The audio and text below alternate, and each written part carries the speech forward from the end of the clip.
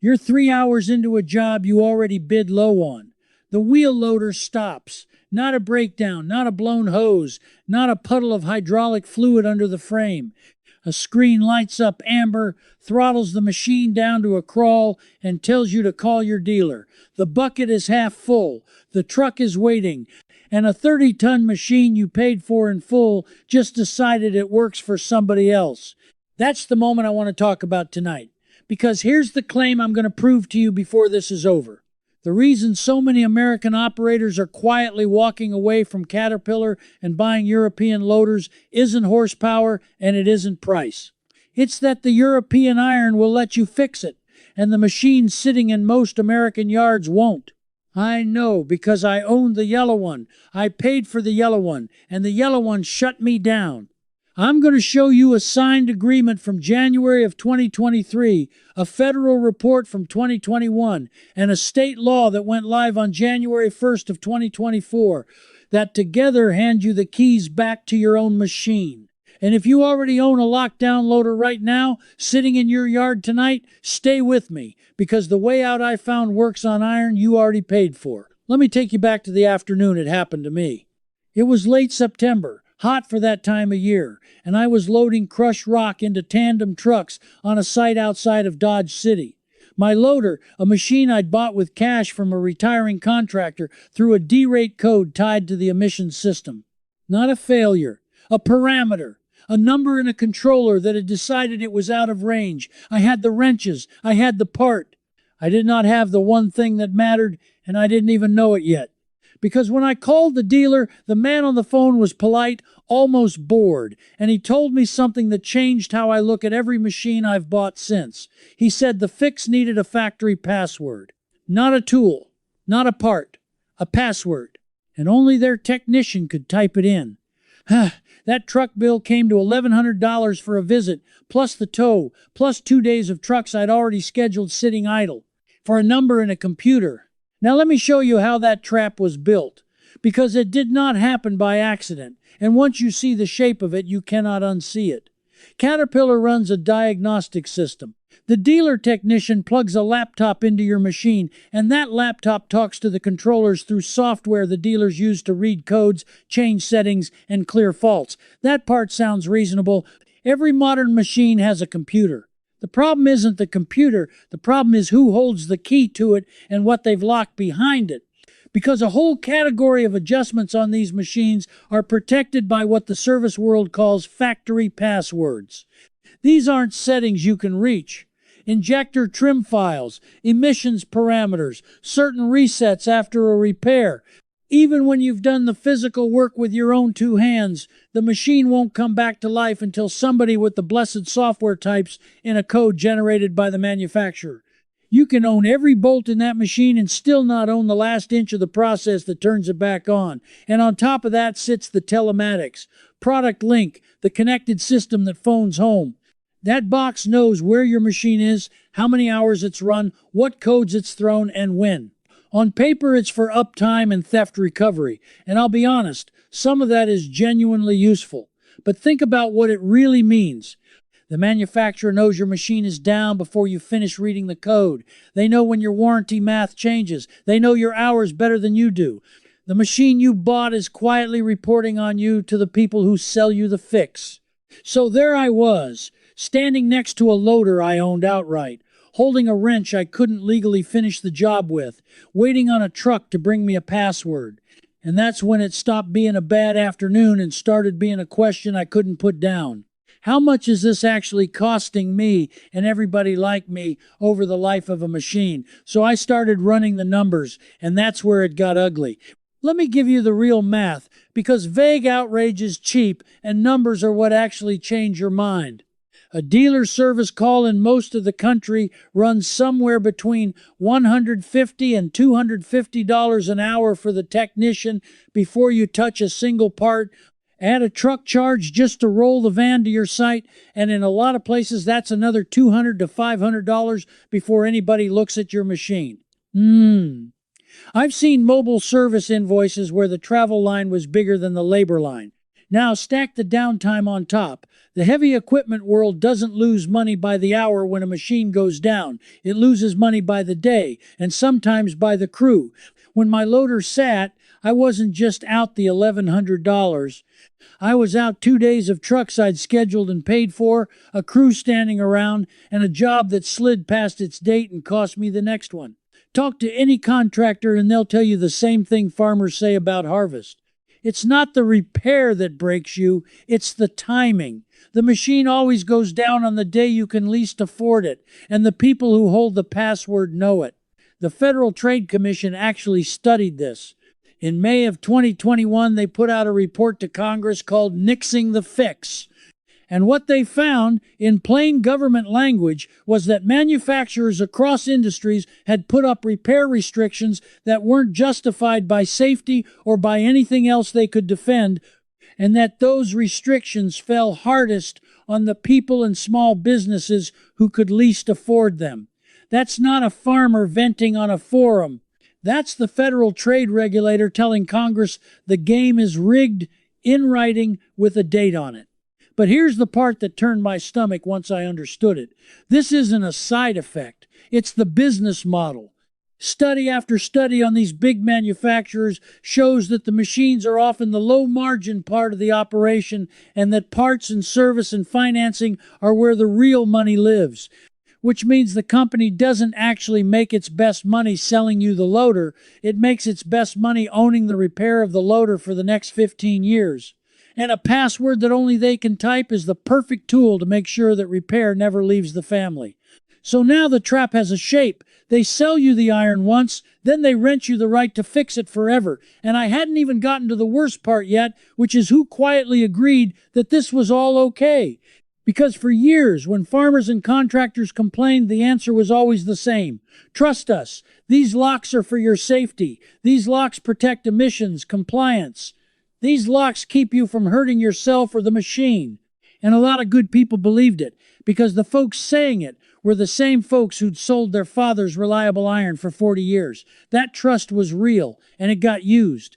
If any of what I just laid out sounds familiar, it's because I spent a long time piecing it together from every angle I could find. Service invoices, federal reports, state legislation, conversations with independent mechanics, and a lot of long evenings reading the fine print on agreements most operators never see. I wrote all of it down, the full picture of how the lock was built and how you take it apart, in a book called Fixed or Owned. The complete version is in Break the Lock, where I go through every layer of this system, the passwords, the telematics, the memorandums, the laws, and hand you the exact moves that put you back in control of iron you already paid for. If you want the whole map in one place, the link is in the description. Now, back to the document that showed me exactly how that trust gets traded away. Let me tell you about the document that showed me how deep it went. On January 8th of 2023, John Deere signed a memorandum of understanding with the American Farm Bureau Federation, and it was announced like a peace treaty, headlines everywhere. The manufacturer promising to give farmers access to tools, manuals, and diagnostics so they could repair their own equipment. On the surface, it sounded like the good guys had won, but read who signed it and read what it actually did. It was a private handshake, not a law. It had no teeth you could take to court. And buried in the fine print, the Farm Bureau agreed to encourage its members and state affiliates to refrain from pushing for right-to-repair legislation. Sit with that. The manufacturer made a voluntary promise to be more open, and in exchange, the largest farm organization in the country agreed to ease off the one thing that would have forced them to be open by law. A memorandum, not a statute. A promise you can't enforce, traded for the pressure that could have made it real. Now, I don't run Deere equipment, and this video isn't only about tractors. But that document tells you exactly how the whole industry thinks, Caterpillar included. When the pressure gets high enough, the play isn't to give up the password. The play is to offer just enough to make the anger go away, sign it with the very organizations farmers trust, and keep the lock. Somebody profited from your trust. And then they got the people you trusted to bless it. That was the moment my skepticism turned into something harder. Because once you see that the fix is designed to feel like freedom while keeping the leash, you start asking a different question. Is there anybody actually building machines the other way? And that's when I started looking hard at the European iron, and what I found genuinely surprised me. Here's the belief I had to let go of first. I always assumed European loaders were the fussy, overcomplicated ones. More electronics, more sensors, more ways to strand you. That's the reputation. And it's backwards. Take Volvo construction equipment. Their wheel loaders are built with a service philosophy that treats the operator like an owner, not a suspect. Wide opening hinged hoods, ground level service points, dipsticks and filters and fill points you can actually reach without a lift. That's not decoration. Every minute you save reaching a filter is a minute you don't pay a technician for. The physical machine was designed by people who assumed a human being would maintain it in a field, not only in a climate-controlled dealer bay. Then look at the diagnostics culture. Across a lot of the European heavy equipment world, the design assumption is that the person operating the machine on a job site in the middle of nowhere needs to be able to understand what's wrong and address it. On-board readouts that tell you what the fault actually is in plain terms, not just a number you have to phone in. It's a different starting philosophy. American design too often assumes the dealer is the hero of the repair story. A lot of the European design assumes you are, and it goes deeper than the majors. Look at the German and Austrian specialist builders. Companies like Liebherr, Kramer, Schäffer, Vitamin. These are firms that built their whole reputation on machines that a working operator keeps running for decades. Liebherr publishes serious technical depth. Kramer and Schäffer built their name on compact loaders that farmers and contractors service themselves as a matter of course. The culture over there never fully bought the idea that the customer should be locked out of his own iron. And now that reputation is crossing the ocean, and it's landing on operators who are exactly as fed up as I was. Because here's what's actually happening in the yards. Operators aren't switching to European loaders in spite of the transition cost. They're switching because they ran the 15-year number, the one that includes every password, every truck charge, every day of downtime waiting on a technician, and the yellow machine lost. Not on the sticker, on the total. The rain isn't ending because of one bad afternoon like mine. It's ending because thousands of us did the same math and reached the same door. But maybe you're sitting there right now thinking this is fine advice for the next machine and useless for the one already parked in your yard. Maybe you've got a lockdown loader you can't afford to replace, and everything I've said so far just makes you feel more stuck. So this next part is for you specifically, the man who already owns the trap and can't just buy his way out. Because I was you, and there are moves you can make this week. First move, get your machine's real service information into your own hands before you ever need it. For a lot of makes, the operator and service documentation, parts breakdowns, and even the dealer-grade diagnostic software can be purchased or subscribed to by owners and independent shops. It is not always cheap, and it is not always advertised to you, but it exists, and buying a subscription to the same software the dealer plugs in is a fraction of what one stranded afternoon costs you. The manufacturers don't put this on a billboard. You have to go looking. Go looking. Second move, build a relationship with an independent heavy equipment mechanic now, before the machine is down, not the day it dies. The independents are the ones quietly accumulating the tools, the interface cables, and the software access to work around the dealer chokehold.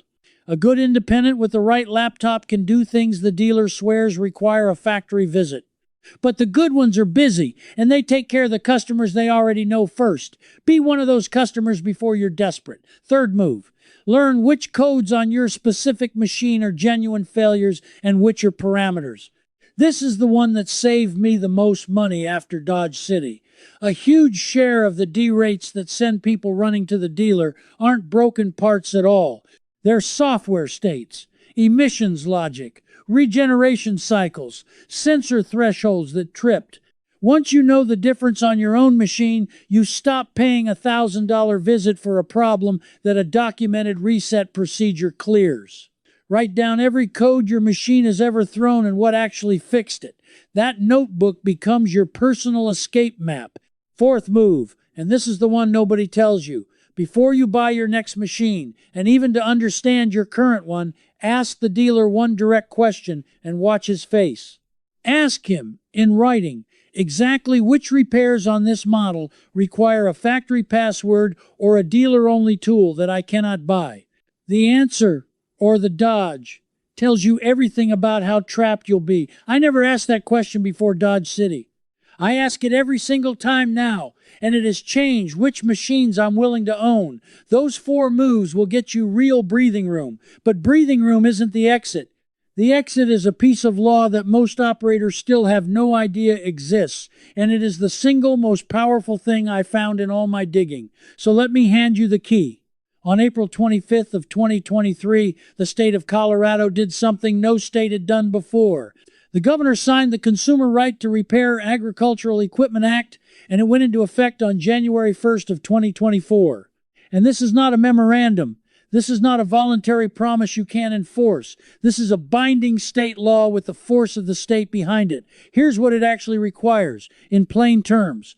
A manufacturer of covered equipment has to provide to the owner and to independent repair shops on fair and reasonable terms the parts, the tools, the diagnostic software, the documentation, and yes, the ability to work with the embedded software that the manufacturer's own dealers get. The same tools, the same access, the stuff they told us for years we could never be trusted with. The law says hand it over. Now I know what you're thinking, because I thought it too. That's one state, and I don't farm in Colorado, and this is about tractors, not my loader. Stay with me, because this is exactly where the door swings wider than they want you to notice. Colorado didn't stop there. In 2024, they expanded right to repair further into powered wheelchairs and into consumer electronics, becoming one of the most aggressive right to repair states in the country. And here is the part that matters for every one of you, no matter what state you're standing in. When a single state forces a manufacturer to build the owner access system, the tools, the software portals, the documentation pipeline, that system does not stay politely inside that state's borders. The infrastructure gets built, and once it's built, it leaks to everyone who knows to ask for it. This is the same thing that happened with automobiles. Massachusetts passed an automotive right to repair measure, and the manufacturers didn't build a separate parts and data system for one state. They opened it up, and independent mechanics across the whole country got access to information they'd been denied for years. One state cracked the door, and the whole nation walked through it. Agricultural and heavy equipment is walking the exact same path right now, and most operators have no idea the door is already open. So here is your move, the one you can start this week. You are no longer asking the dealer for a favor. You are pointing to a law. When they tell you a repair needs a factory password you can't have, when they tell you the diagnostic software is dealer only, you now know that at least one state has already declared that exact lockout illegal, and that the pressure and the infrastructure are spreading. You cite Colorado. You cite the effective date, January 1st of 2024. You ask them in writing to provide the same tools and software access their own dealers have. And you find out whether your state has a bill in motion, because the wave is real, and it has names and dates you can look up tonight. And this is where the European iron and the right to repair fight become the same story, because the manufacturers who fought this hardest are the ones who built the tightest locks. And the manufacturers who never fully bought into the lockout, a lot of them European, are the ones now saying quietly, come look at our machines, we were never afraid to let you fix them. The law is forcing the door open on one side of the market. The European builders are already holding the door open on the other, and you, the owner, get to walk out between them. That's the exit. It was there the whole time. It was buried in a memorandum designed to make you stop pushing, hidden behind a factory password written into a state law most operators never heard about. But it's real. And one determined group of farmers and repair advocates kept fighting for it while the rest of us were told to trust the dealer. Now, it's yours to use. So let me tell you what I actually recovered that day, because it wasn't just $1,100. What I got back was the plain old-fashioned idea that a machine I paid for with my own money is mine. All of it, down to the last line of code that turns it on. That's not a radical idea. It's the oldest idea in farming and in building. You own your tools. You maintain your tools. Nobody stands between you and your own iron holding a password over your head. If you're the kind of owner who still believes that, then you already know which side of this fight you're on. You're not the type to rent back the machine you bought. You're the type who reads the fine print, asks the hard question in writing, and keeps the notebook of every code and every fix, so no man with a laptop ever strands you on a hot September afternoon again. Now I want to hear from you, and I mean this specifically. Tell me the worst dealer invoice you ever got handed for something you could have fixed yourself. Give me the machine, give me the number, and tell me where you're watching from. I read them, and I learn from every single one, because the map out of this maze gets clearer every time one of you shares the exact spot where you got trapped. Drop it in the comments right now before you forget the number, because I promise you the number is burned in your memory just like mine is. And if you're done being a renter on iron you already bought, then come stand with the rest of us who are taking our machines back, one password, one law, one honest wrench at a time. Subscribe and ride along, because the next thing I'm digging into is the telematics box itself, the one quietly phoning home from your machine right now, and exactly what it's reporting about you, your hours, and your downtime to the people who profit when you're stuck. You are going to want to see what that little antenna knows. I'll see you there. I want to talk to that operator sitting in the yard tonight with a lockdown loader. Right where we stopped, I keep going inside the circle with my full operator's guide to unlocking a lockdown loader. In there you can ask me your own question and a real person answers you, myself, and thousands of folks like you are already there beside you. Just point your phone's camera at the code on the screen. It takes a minute, and you can cancel any time with one click. If you enjoyed learning about this, do stay with me. Subscribe and look through the other videos right here on the channel where I dig into more machines and the stories behind them.